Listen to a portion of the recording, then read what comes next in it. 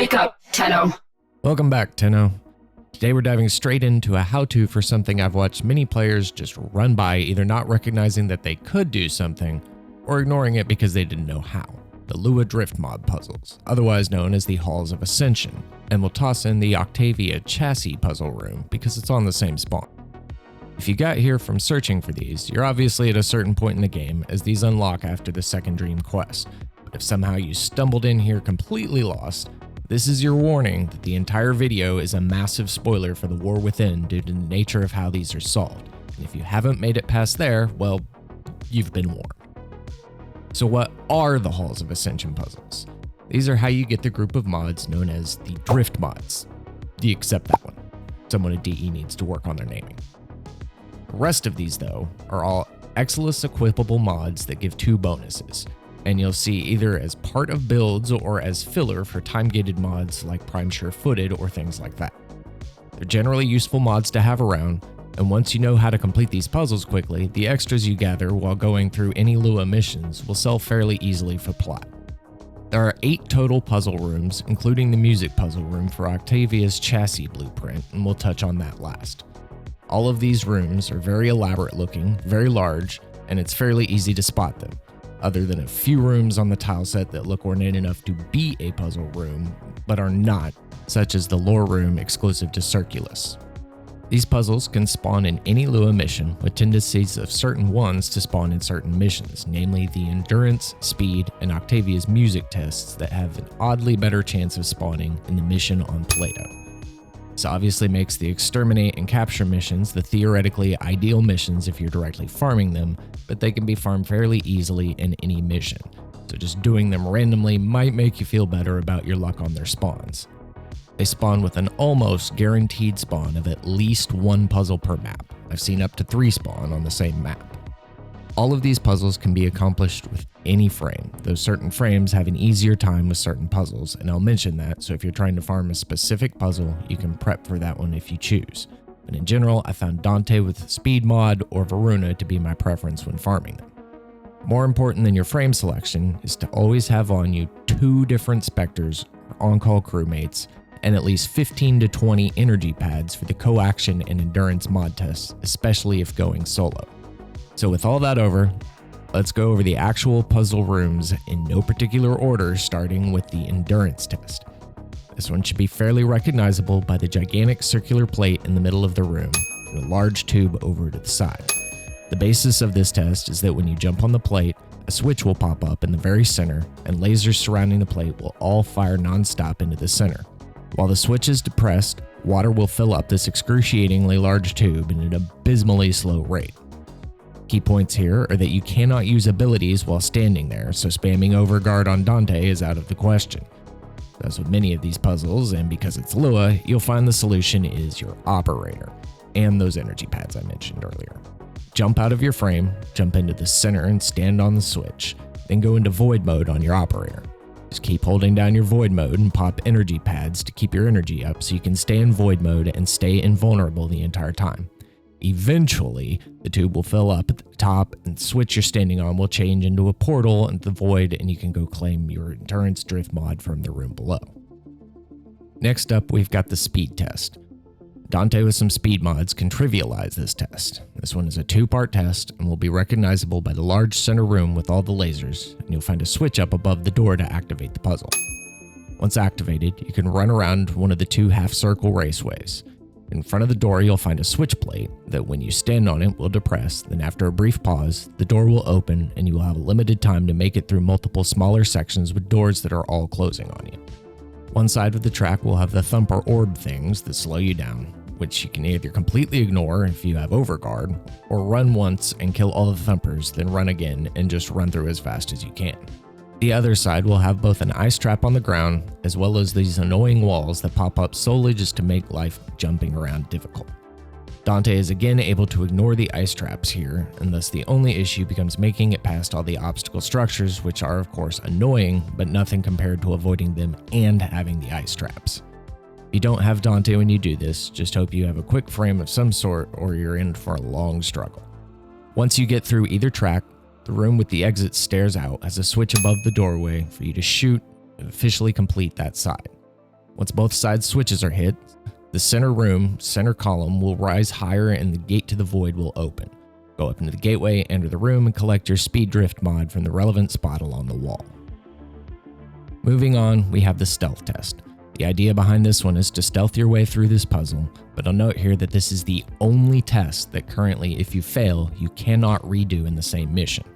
This room is a very long room with a start pad at one end and thumpers throughout, and attached will be another multi-tier room with a pad at the bottom without the start puzzle glow. In order to avoid messing it up, the accepted method for this one is to simply leave your frame standing on the finish circle here, then use your operator to go back and start the test, which will then immediately complete. Run back there and drop down the gate, spawned your frame to collect the stealth drift mod from the wall. On to the power test. This one is yet another simple one, and yet again the secret is your operator or other players. This one is recognizable by the gigantic circular room with a pagoda-looking platform with railings in the middle and a staircase going down that is blocked off. Along the sides of the walls of the outer circle, you will see 4 blue orbs implanted in the walls that look like this. There are 4 total, with 2 on opposite walls directly across the room from each other. When you stand near them, they will begin draining your energy and charging, and when you walk away, they have a short delay, then will begin to discharge. If in a group, you have group members stand by all these and simply let it drain energy until it stops, and the middle staircase will now be open.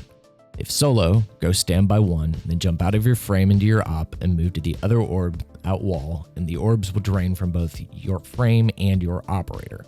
When it stops draining your operator, immediately jump back into your frame and dash to the other side of the room and repeat the process, leaving your frame to be drained by one orb while you run your operator to be drained by the other. Once it stops draining your op, you can jump back into your frame, run to the middle and down the staircase to drop into the gateway now open at the bottom and collect your power drift mod from the room inside. Next, we'll look at the collaboration test. This one is recognizable by the elaborate tower in the middle of the room and the hole into the abyss under it.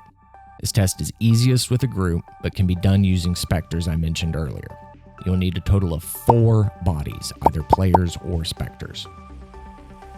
When you enter the room, there will be a switch plate right in front of you that when you step on, platforms will fly into place around you and another switch will glow on a pillar in front of you. Leave your frame on the first switch plate and then void dash up on top of the pillar to stand on the second with your operator and lock the plates into position. From there, you should see one of the corner pillars light up. Jump over to that on your frame to cause more floating discs to create a walkway below you, then jump out to your operator and run into the door that they lead to. Right inside should be another plate to step on. Once you've stepped on that, jump back to the pillar you were on, look at the next corner around the room, and you should see another glowing switch plate. Go ahead and jump over there to repeat the process of jumping out of your frame, stepping on the plate inside. Go the rest of the way around the room until you've hit all 4 and come back to the first pillar. Now jump down to where you stepped on the plate in the tunnel, run past it, and drop down into the tunnel below, and follow that back towards the main room where you'll find another glowing switch. Rinse and repeat for all 4 corners, and you'll see all the vertical discs have lined up under the tower and the grate above them has opened so you can jump to the discs and up into the bottom level of the tower. Hey, it's Future Merch. I was today years old making this video when I found out that specters will actually attack you in nightmare missions rather than stand on a plate like you want. So yeah, don't do that. Inside the tower, you'll see a room with 4 switch plates in the 4 corners, one of them glowing. Here is where you need your specters, on-call crewmate, or other players. Someone or something needs to stand on the glowing plate, then a new one will glow, and something needs to stand on that. Repeat until all 4 have a Warframe, Tenno, Spectre, or on-call crewmate on them. Once all 4 have something on them, the grate above will lift into another room, revealing the void gateway above. Jump on up in there to get your coaction drift mod. From that, we'll move back to something quite less complicated, the Cunning Test. This one is a fairly simple boss fight and no special anything is needed. The room itself is recognizable, but 4 pillars and a square in the middle of the room. Each of these tubes will have a part shattered out and shielded. On the ground in front of the shielded part will be a breakable switch that when broken will pop up a pedestal in front of the shielded area that in a second you'll be standing on. To start this test, along the side walls you'll see 2 outcroppings with a breakable item attached to them. Break that to cause water to pour out, and then get the one on the opposite side of the room. After a second, the center of the room will light up as an activation switch. Stand on that and the eyeball boss will wake up in front of you. The basis of this fight is that you want to run over and jump on the pillar in front of the shield, and the boss will teleport to the corner next to you and start shooting laser beams at you. You want to time a jump to jump over the beam so that the beam hits the shield behind you and breaks it. When it breaks, the boss will teleport to the middle on it, shoot some projectiles, or use a vacuum black hole to move, or whatever. Just stay in the exact same spot and you'll be safe. Once he's done with that move, you just run over to the next one, break the plate to raise the pedestal if it's not already up, and do the same process over again. Do that for all 4 corners to break all 4 shields, and the void gate will open in the middle where you started the fight from. Drop down inside to collect your Cunning Drift mod from the room. Finally, we'll look at the most annoying of them in my opinion, the agility test. This one is recognizable by the giant organ pipes coming up from the raised circular platform in the center. On this platform, you'll also see 2 rectangular blocks that raise and lower. These are your safe zones for the rest of the test. If any player touches any other part of the floor, then this test fails and resets back to the first step. Around this room in various spots, you'll also see round switch plates on the walls. The basis of this test is that the pipes will open and the light will turn green. You'll jump into the pipes, it will launch you up, and open certain plates around the room. When you shoot the plates, the old pipes will close and a new set of pipes will open up. So you want to jump in the pipes, get launched, shoot the open plates, and then land in the new plates. Unfortunately, the trick to this is basic pattern memorization and doing it enough to remember them all. To help with that, we of course have a map with the pipes labeled so you can see what pipes I'm referring to. The switch dead center starts the test, so we jump up on the safe zone box here and then shoot the center switch on the wall to open up the 2 pipes in the center, 3 and 4. You can jump in either one of these. After a brief second, it will launch you up in the air. At this point, you need to shoot the switch on the far left-hand wall and then land in the open pipe number 1. Jump in this pipe and it will launch you up into the air. You need to float to the right-hand side of the room and shoot the switch on the right-hand wall in the process, then land in one of the open pipes, with 6 being the generally easiest to reach. 6 will then launch you up, and you need to shoot the 2 switches on the furthest left wall, then drop into pipe 8, which will launch you up, and you can drop into pipe 9, which will launch you a little higher, and you can drop onto the second floor balcony. This is a safe zone where you can run around freely without resetting the puzzle. On the wall opposite the pipes, you'll see a switch on the wall. Shoot that to open up pipe 15, then bullet jump over and land in it. When it launches you up, you can shoot the new switch that popped up opposite the pipes, then float and land back on the balcony again for safety. All of the top pipes will have opened, and pipe 12 will now be open with a green ring. Jump into that one, open up the gateway and the light blue dome above it, and it will launch you up, but not all the way. So you'll have to maneuver your frame, or really just eject into operator and void dash up into the area above. Run through the void gateway to collect your agility drift mod. It was probably still a little confusing, so here's a quick review using the map. On floor 1, shoot the center switch, then jump into 3 or 4. Get launched, and then shoot the switch, and then land in 1. Get launched, and shoot the switch, then land in 6. Get launched, and shoot the 2 switches, then land in 8. Get launched, and land in 9. Get launched, and land on floor 2. Shoot the switch on floor 2, jump in pipe 15, get launched, and shoot the switch and land back on floor 2. Jump in pipe 12, get launched, jump out of the frame into operator, and void dash the rest of the way up to the room up top. Got it? Yep, no, yeah. The last thing we'll look at isn't technically a drift puzzle, but it shares the same spawns as they do in the tile set, and that's Octavia's Music Puzzle. This one is recognized by the absolutely massive and ornate room spanning multiple floors with a large floating object in the center.